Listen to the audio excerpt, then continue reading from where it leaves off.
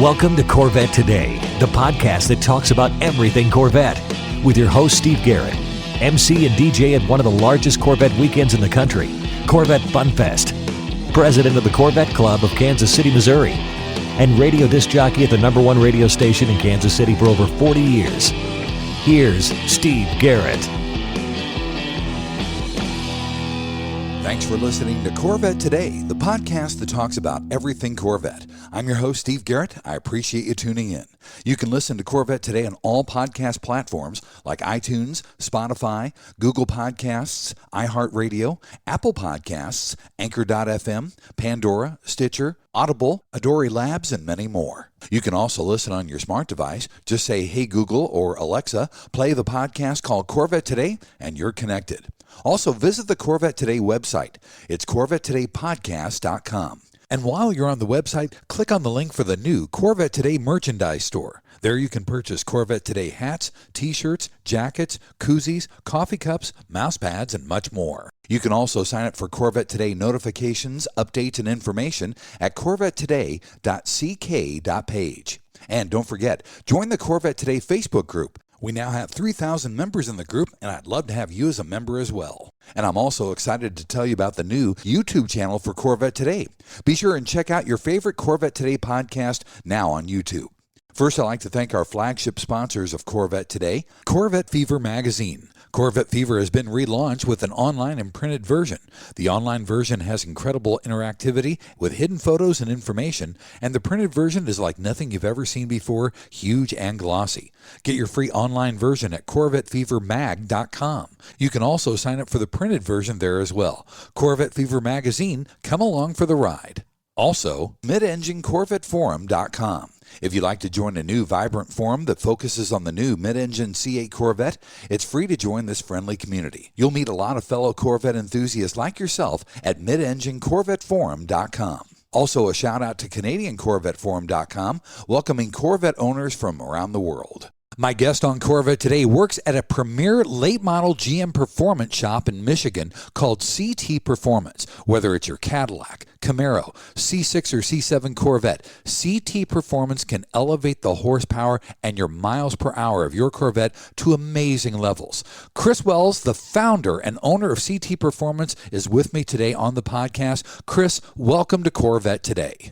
Hey, Steve. Thanks for having me. And just a quick correction. I'm actually I won't even call it the co-founder. The founder is a guy named Shane Carey. He's our wrench. He's kind of the brains. I'm a recent addition to the CT Performance team. But thanks for having me. We're looking forward to talking today about Corvettes, Chris. Hey, tell me about your earliest memory of being drawn to cars and the car culture. So I'm from southeastern Michigan in the Detroit area. So obviously cars were around and everybody's brother, dad, uncle, mom for that matter, worked at a car company. And so my dad worked at Ford. Don't hold that against him. And my grandpa worked at Ford as well. Again, don't hold that against him. And so cars were kind of always part of what we knew about. I'll say this, though. My dad wasn't I won't even call him a car guy. He obviously drove his Ford, but wasn't into it much more than that. So earliest memories are of just the neighborhood kids that became 16, 17, getting into their Novas or once in a while their Corvettes, and maybe once in a great while a Grand National too would drive by, and just admiring those things from afar in the neighborhood. And so that was like me as a 10-year-old or an 8-year-old or even a 12-year-old. But that's my earliest memories of noticing cars in general. That's cool. So what was your first car then? Was it a Ford?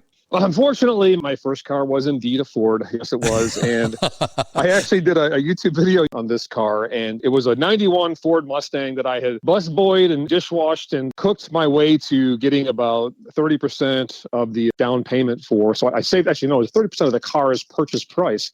And convinced my dad that with my good grades and my 30% down payment that he should help me get this Mustang. So again, don't hold it against me, but my first car was a Ford Mustang. It's okay, Chris. That's all right. Well, so did you put some aftermarket stuff on that Ford Mustang? I did, but again, you're talking teenage years, and so budgets for aftermarketing were relegated to things like aesthetic additions. Maybe we got as far as going into like changing the pulley. I know for sure I did a bunch of stereo modifications, all one piece at a time, never anything complete. So it was always a work in progress, but that kind of solidified my teenage brain into this car culture. And from then I was kind of just into cars in general, even if I didn't always participate. In the last, say, decade or two, I've kind of gotten back into the car scene. but that was where the seeds were planted. Well, Chris, don't feel bad, because when I did modifications on my cars as teenagers, it was from the J.C. Whitney catalog. So Absolutely right. I'm familiar. Yeah, that's for sure. All right, so let's switch from Ford to Corvette. Tell me about your first Corvette memory, either seeing or driving a Corvette. So I didn't drive a Corvette until, honestly, the last decade. So we'll get to that. So my earliest memories were, a buddy of mine had an uncle that had an orange Stingray of the 70s, late 70s variety, if that even exists. Whatever it was a Stingray and it was orange. I can't put a date on it, but I'm sure someone out there can. And that was one of those times where you're like, wow, this thing's sweet. It's got 2 seats, not a lot of storage space, but it looks unreal. And that was my first memory of a Corvette. Before I bought this Mustang, I convinced my mom to take me to the GM dealership so that I could sit in, and this is like 1991, that I could sit in an early 80s Corvette, because they were on the used lot. And they were still not in my price range, but I figured, like, what the heck? Let's sit down in this thing. I just remember the wheel humps that you could see out of the front window were Corvette signature, obviously, but were unreal and different than any car I had sat in prior. That's really cool. Now, you can kind of make good on this, Chris, by telling us what is in the garage now and what have you previously owned Corvette-wise? Actually, I still own every Corvette I ever bought. I've never sold a Corvette ever. My addiction started probably 2012, 2013, something like that. So I guess we're going on almost 10 years. I got fixated on the C6 ZR1. I remembered the C4 ZR1s back in the day. And they were, as they even still are to some point, unattainable. And they were amazing back in the day. And when the C6 came out, I had seen one local in, and it just spoke to me. And so I told myself I was going to get one. And the time became right. And my son and I flew down to Dallas to buy this ZR1 and drive it back. And I ultimately couldn't come to a deal with this place in Dallas. And my son bawled his eyes out. We left without a ZR1, finding one thereafter in Fort Lauderdale, Florida. And we flew down and drove it back. And that was kind of, again, solidified my love for Corvettes. And that was my first driving experience in any Corvette, was back in 2012. Wow. Driving this car back from Florida to Michigan. That car is still in my garage, and we'll talk more about that car in a bit when we get to going fast and setting records. Beyond that, I've got an interesting stockpile of ZR1s and a Z06. So if we start from oldest to newest, I've got a 91 C4 ZR1. I forget the color. It's the teal. Maybe it's metallic teal. Right. But the teal C4 ZR1, again, that was one of those cars that as a high schooler was like, that was the top car. There was no car better than that car in my teenage brain. So I had to get one, and I ultimately picked one up about 2 years ago. So I've got the 91 C4. I've got every year of the C6 ZR1, though. I have one from every single year. No kidding. I do. I've got an 09 Jetstream Blue ZR1. I've got a 10 Cyber Gray Metallic ZR1. I've got an 11 Supersonic Blue ZR1. I've got a 12 Carlisle Blue, which is a 1 of 11. And I kind of got into the very specific ZR1 colors. Since they share the line with the Grand Sports and the bases and the Z06s, you can get these ZR1s that are rarer on the color side. So the Carlisle Blue ZR1 is a 1 of 11. There are only 11 Carlisle Blue ZR1s made ever. I picked one up in Dallas a few months ago with 42,000 miles. So a well-driven Carlisle Blue ZR1 that my son and I drove back from Dallas here to Michigan just because it already had the miles on it. I've got a 13 Inferno Orange ZR1.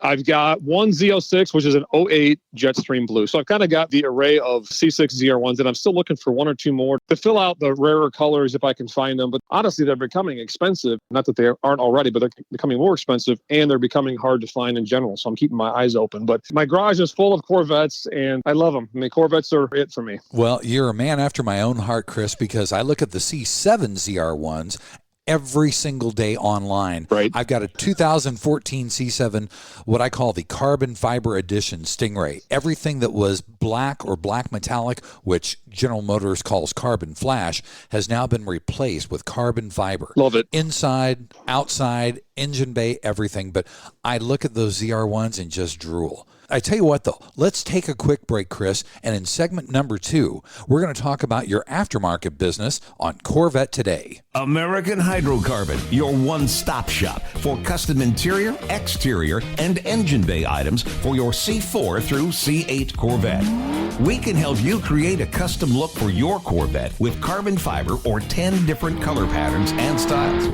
We've served customers in over 28 countries all around the world. Whether it's a custom-made engine cover for your new C8 mid-engine Corvette or custom-made C4 interior upgrades, American Hydrocarbon can help you transform your Corvette into a best-in-class show car. Our products have been featured in Vette and Corvette magazines, so give us a call. 813-476-5638. That's 813-476-5638. Visit our website at AmericanHydrocarbon.com or email us at pat@AmericanHydrocarbon.com. Let us help you make your Corvette the car you've always wanted it to be. American Hydrocarbon. And now, back to Corvette Today with your host and my husband, Steve Garrett. Hey, thanks for listening to Corvette Today, the podcast that talks about everything Corvette. I'm your host, Steve Garrett. With me today is Chris Wells, the owner of CT Performance. In the second segment, we're going to talk about how Chris got into the aftermarket business. Chris, how did you find the time to start messing with cars? Because you already had another full-time job in another industry. So I did, for sure. And actually, I wasn't the one doing the messing. But I pretend to be some sort of car expert. I'm not by any stretch a mechanic. That expertise lies on my partner, Shane Carey, who was the guy that had the original vision for the business. And he did have a full-time job, and he did start out essentially out of his garage in rural Michigan. Talk about Shane Carey for a second, because he's really the hub of the wheel that brings all this together. He did have a full-time job working in liquid packaging, milk packaging, that kind of stuff. And before he got into that career, was into cars, worked at various dealerships, was always into cars as a teenager. And then as he got to middle age, because I'm the exact same age as him, so it won't be bad, he got kind of back into the car scene, kind of like I did. And he started using the knowledge he'd learned both obviously before his career and during his career on aftermarketing Corvettes and other late model GM cars. And what he had found was that when he built his own ZR1 and his own CTSV, that they were absolutely crushing it on the track in terms of being fastest, 60 to 130 at 60 miles an hour to 103 miles an hour, and just overall kind of acceleration beasts. And so once that started happening, he started getting other folks in the Michigan area asking like, hey, what did you do? Hey, can you help me with my car? And that became the traction that gave him the idea to start this business called CT Performance. And so I got into the mix along the way there, got to know him, got to like him, became friends. And then since I had Corvettes as well, he started doing work on my car. He and I set some goals to get my 2010 Cyber Gray ZR1 to be a record holder. And so we set our goals on what's called half mile and mile racing. And for those who don't know, that means you're going from a dead stop to a half a mile distance or a mile distance, and you're being measured on not time, but on your fastest mile an hour. There are official events run on airstrips where you go as fast as you can in the given distance, and your mile an hour tells you how well you did. And so we spent the subsequent, call it 3 years from today, so back 2018 to now, spent that time tweaking and prodding and poking and massaging these engines and exhaust systems and blower systems and nitrous systems and whatever you can think of on this ZR1 to get it as fast as it could be in this mile and half mile distance. And then last year, we actually broke the record for the fastest ZR1 that's supercharged in a mile. And we took a C6 2010 ZR1 to 230 miles an hour in a 1 mile distance. Wow. Which again is a testament to the Corvette platform. That's amazing. So when did you guys start thinking about opening up your own garage? Oh, it's kind of been this thing in the back of our heads now for a few years. Ultimately, business kind of begat the need to actually do it for real, in air quotes. And so after breaking some of these records and getting our actual ideas proven on the track, we said, you know what, we got something here. Business started to pick up, and we figured that this is the time to go from what is now Shane's garage to what will be CT Performance. We opened in May of 2021. So it was kind of the realization of the actual proven track record of what Shane mechanically had done. Very cool. So when did you guys take that leap and open up your aftermarket business? This has been a business that's been alive for 4 or 5 years now. It's simply been a garage-based business, and that's not to downplay it. Shane and team did work on 75 cars last year. So it's not a one-off shop, right? It's a large operation, even though it's run from a double large garage here in rural Michigan. That's very cool. So what are the other businesses that you looked at and thought, you know what, we can make a go of this? Honestly, we didn't approach it like that. It was more, we approached it as we saw the ideas being proven and the designs being proven on tracks against shops, orders of magnitude bigger than CT Performance. That's when it kind of came to light that, you know what, we didn't just luck into this, right? There's actually skill involved, there's actually planning involved, there's design involved. And so we decided that if we can compete more than once on a given track, it's not a fluke. Let's actually give it a go.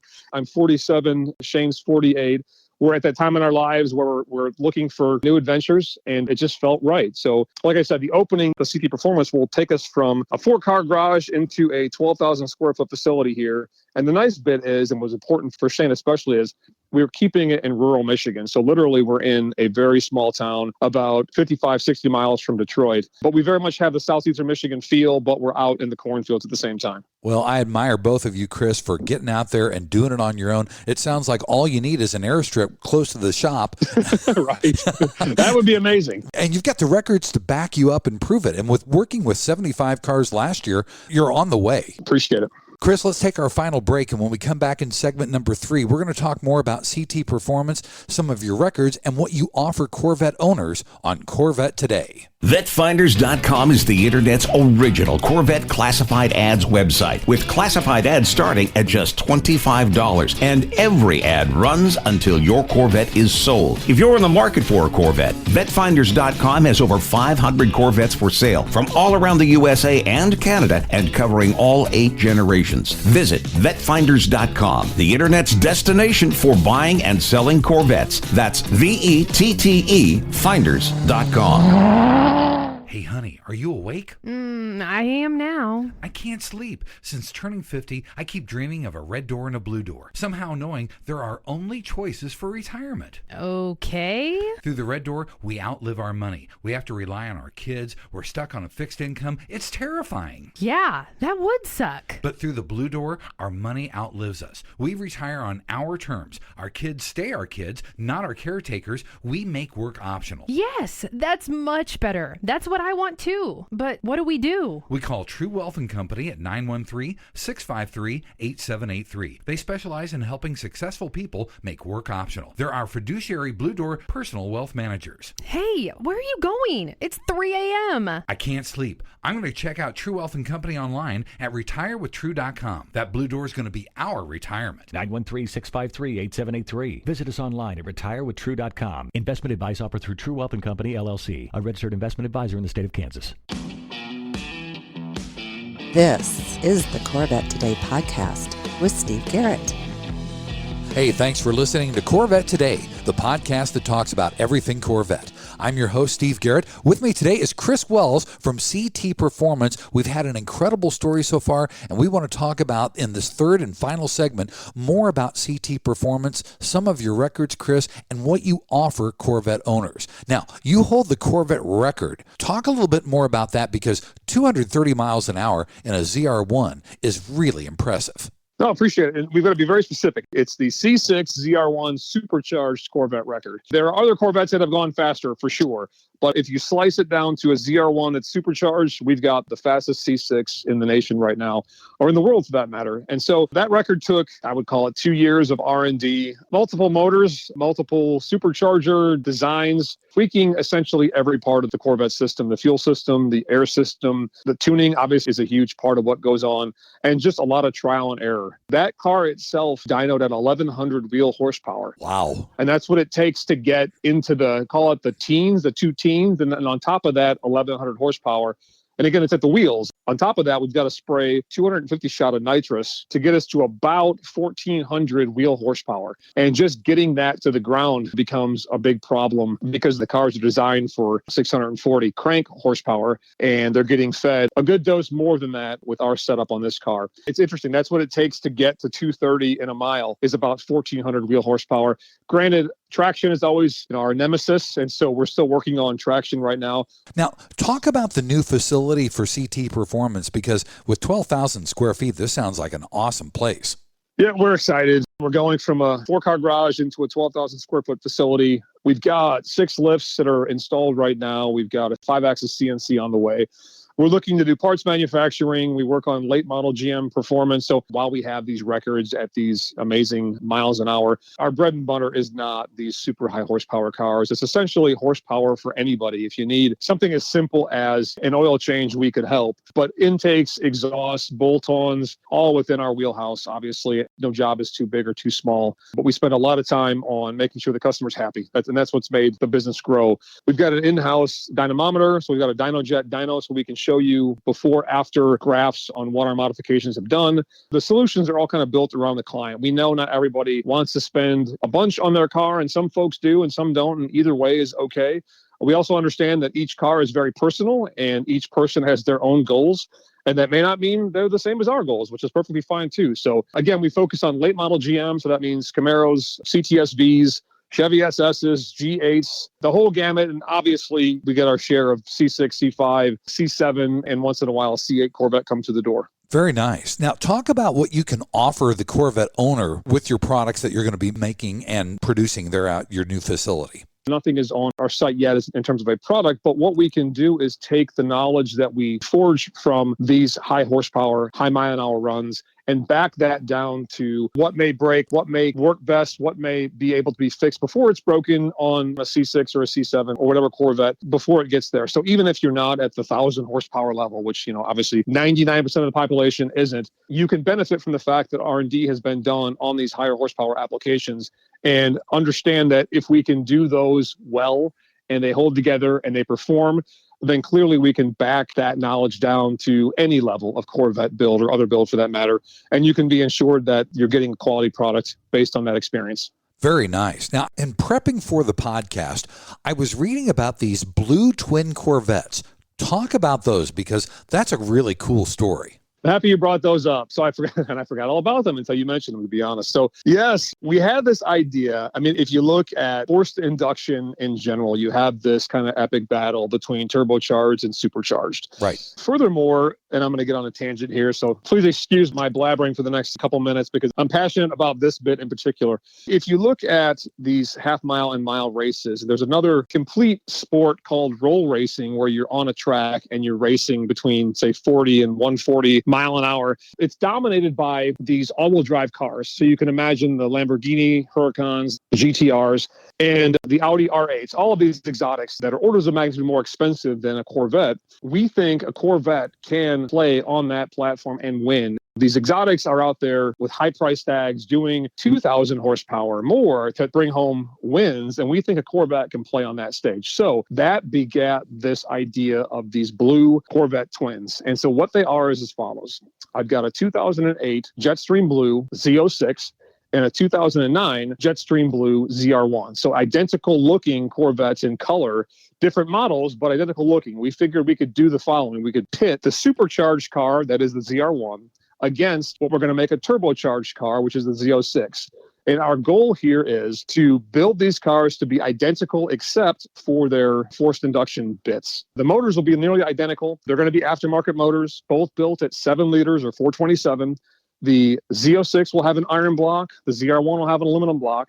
The ZR1 will have a full shot of nitrous, and the Z06 will have twin turbos. And the point here is to get to play on this bigger stage of these exotics.